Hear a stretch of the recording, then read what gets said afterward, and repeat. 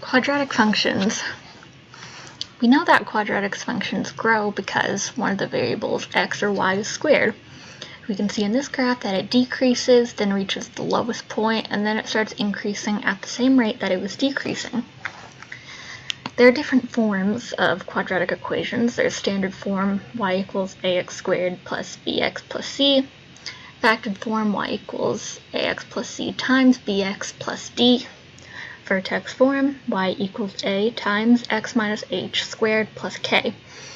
But how do these forms look on a graph, and how can we tell the graph just from looking at the equation?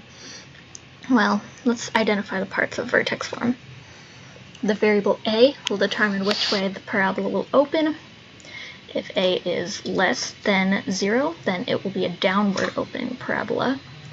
And if a is greater than 0, then it will be an up opening parabola, So this one is clearly upward opening parabola, so that means that a must be greater than 0. But we know that they open up or down because the x is squared. But if the y is squared, on the other hand, then a being less than 0 will be a left opening.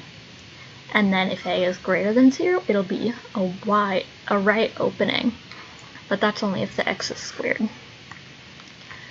The variable h will determine where the vertex is on the x-axis.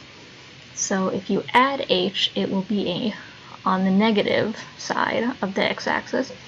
But if you subtract it, then it will be a positive point on the y-axis.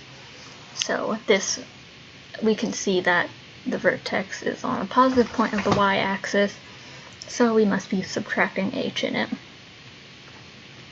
The variable k determines where the vertex is on the y-axis, so we can see that it is -10.